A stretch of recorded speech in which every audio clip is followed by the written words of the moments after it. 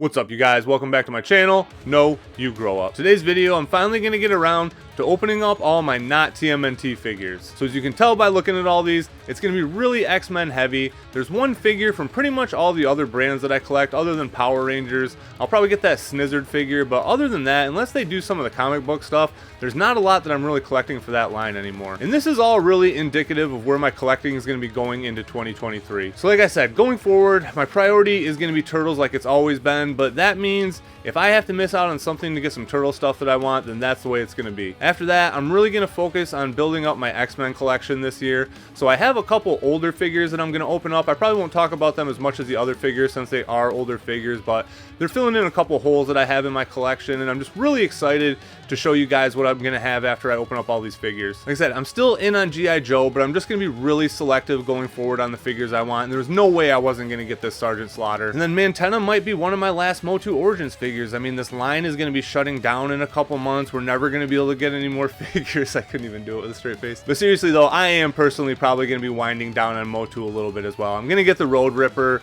with Mechanic if I see that, and I'll probably grab that Thunder Punch He-Man, and if they ever do a Laser Light He-Man, I'm definitely gonna get that. But like I said, I'm just at the point where I just can't collect everything the way I used to. There's just too much stuff coming out. I'm trying to budget my money a little bit better than I have in the past, and I'm just trying to make a lot of changes that are just going to be good for me and my long-term success. So enough blabbing about my own personal bullshit. So you guys have been excited for this video. I'm going to get these guys out and we're going to take a look at them. Alright you guys, so I finally have everything out of package, and in the course of me starting production on this video and where I am right now, I actually went on a toy run. I was hoping to find some more of the Playmates re-release figures. Didn't have any luck. I did find Mechanic and the Ground Ripper, so that's pretty cool. And then Walmart had that High Evolutionary figure on sale for $9, and I've kind of been holding out to find him on clearance. So he does have attachment to the X-Men universe. He did show up in an annual, I think, that ran across all the X books. I can't remember right off the top of my head. It might have went through all the Marvel books at the time, but I really am only familiar with X-Men stuff, so don't quote me on that. And then he also did show up in an episode of the animated series too, so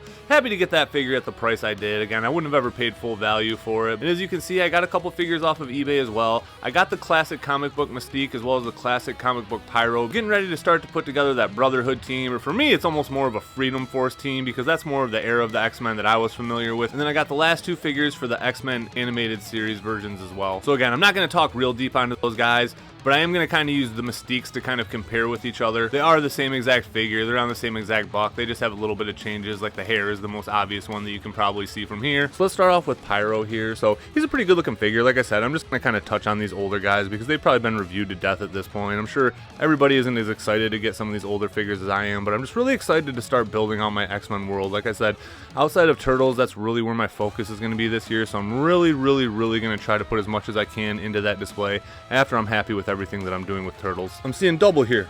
4 Mystiques. Shout out to anybody that gets that reference, and then shout out to anybody that gets that reference. So between these two Mystiques, I definitely prefer the comic book version a little bit better, which has typically been the case with these figures so far, with the exception of Cyclops that I'm about to talk about here in a second. But the one difference that I do notice is the new one, very tight, put together well. Old one, kind of loose and jiggly, so I don't know if that's just from sitting on a shelf for a while or if they're just that much better at putting figures together compared to where they used to be, because it is pretty much the same exact figure by the looks of it. Again, the new one is done pretty well. So this wave of figures in particular really shows you the highs and lows of Hasbro right now. So as far as this figure goes, I really like the way she's designed. The one thing, huge QC issue right off the bat, it definitely looks like her wig's put on a little bit crooked, so that's kind of annoying. But other than that, she does look pretty good. Her cell shading is actually done pretty well, maybe. I'm not an expert on how sun works and sunlight works and shadow and stuff like that, but I know some of the figures it's just been like literally no rhyme or reason, but hers looks pretty good. I'm pretty happy with hers. And then we'll come over to Cyclops here. So this is far and away the best figure in the wave, and possibly one of the best Marvel Legends figures that I have. I pretty much only in on X-Men stuff, so I can't really attest to everything, but the pinless body, I mean, I know a lot of people say he's a little too jacked for Cyclops, but I like 90s Cyclops. I like my Jim Lee Cyclops. I like him a little bit more jacked anyway, so I don't mind that. But the new body is just so clean. He looks so good. The deco on him is done very well. I don't know what it is about his hair, but I just really like this head sculpt a lot better than the one on the comic book version that I have. I have the one in the 3-pack that came with the bomber jacket. But yeah, really happy about this figure. Not a lot to say here. Again, he's an older figure, so I'm not going to talk about him too long, but I wasn't aware that this was a pinless figure. I thought that they started that like well after this figure was in production, so that was kind of a nice surprise. But he does look pretty good. He's a more plain figure. He doesn't really have a whole lot going on, but as far as the way he looks, I'm not mad about it. For $9, I'm pretty happy with this figure. And again, he'll just be kind of those random people that just showed up in the X-Men books here or there. But again, I just want to make that universe as big and broad as possible, so the more figures I can get for it, the happier I am. All right, you guys, so super annoying. I was in the middle of editing and all of a sudden, no more sound for the entire rest of the video. So everything that you're seeing from here on out has been reshot. So if stuff looks a little bit different, it's because I already had all this done. I've already moved everything around, and I'm really glad I didn't take the stuff down before I started editing. Can't tell you how frustrating it is when things like that happen. Like, really threw off the course of my day, but I'm gonna stop talking about it, get back to doing this video. All right, so let's take a look at Mechaneck and the Ground Ripper here. So I actually said in the intro to this video, if I see this guy, I will probably pick him up, and I went on a run this morning, hoping to find some of that turtle stuff that's out. Didn't find any of that, but I did find this guy, so I was pretty excited about that. He's a really cool figure. He's got a lot of reuse. That's Stinkor's chest armor right there, and other than the head and neck, I'm pretty sure he is all reused. But even just the head and the neck just makes a lot of difference, and he is a really fun figure. I'm really glad that I did get him. He's got the vac metal on the eyes there, and it's definitely kind of crappy right here, but that's kind of a bummer, but he'll be sitting up high on my shelf anyway. MOTU vehicles. Not like the most exciting things in the world, but they're still just fun and silly, and that's what I like about them. Yeah, they're really simple. There's not much to them, but I feel like that's kind of just the charm of this line, you know what I mean? They didn't really try too hard. They just want to make it fun, and they did a really good job. I still stand by my statement that I think this is the funnest line at retail, even though it's not going to be there much longer, but whatever. Jokes aside, I really think this line is going to keep going one way or another. I can't imagine they're just going to give up on it. You never know what'll happen, but for now, I'm just going to keep picking and choosing, getting the figures I want, and this is one that I definitely did want. All right, so taking a look at Mantenna here. He has been sitting in my pile of loot on BBTS for quite some time. He was one that I was really excited to get. As I mentioned in another video, the Horde's my favorite faction from MOTU, so really happy to get another one of those guys, and he is a really fun figure. So I know the regular or the original MOTU figure had the legs fused together, and it's really cool that they gave him the tooling to have all 4 separate legs. It just makes him really stand out. He's just a really unique character. Same with this ridiculous head, and he has a play feature, which again, really fun. I'm really happy that Mattel's doing weird stuff like that, and it's just cool to get a figure like this. Like I said, I'm really happy to get someone else for the Horde. I don't know why, I just think that's the coolest looking faction. They just have the funnest looking figures, and I'm really happy to get this guy. Alright, so I'm sure a lot of you people are like, Eric, you just got rid of a lot of your Transformers, and now you just have this really random one. Why? Well, what I want to do with Transformers going forward is kind of just rekindle my childhood experience with Transformers. And I had this G2 figure, and my aunt got it for me for my birthday, and I loved it. I know a lot of the G1 people aren't fans of G2 stuff, but I love this figure. I love the ridiculous colors and stuff like that. The one that I had when I was a kid came with a sound pack and stuff like that and had sound effects, and I played with him all the time. I love this figure. I was never upset that he wasn't one of the characters that I recognized like Starscream or Thundercracker. I just really like this figure, and just as soon as I took him out of the box, like it just all came back to me. These colors, like they just did such a good job recapturing the vibe of that original G2 figure. Alright, so taking a look at Sarge here. It was really interesting to open up a classified figure with all these Legends figures, because it's just weird that it's the same company, but these figures just feel so much different. I don't know what it is, but I just prefer the feeling of the classified figures in my hands as opposed to the Marvel Legends, and I don't know why. They just feel better quality, and even just aesthetically, like, yeah, I just praised that Cyclops, and he's definitely one of the better Marvel Legends figures I have, but pretty much all the Joes I ever get are super on point, and this guy included. He's probably one of my favorite figures now. He came out perfect. He's a really simple design, but it just works so well. Like, that face is just Sergeant Slaughter, you know what I mean? Like, they just nailed it. I love this figure. I'm really happy I got him.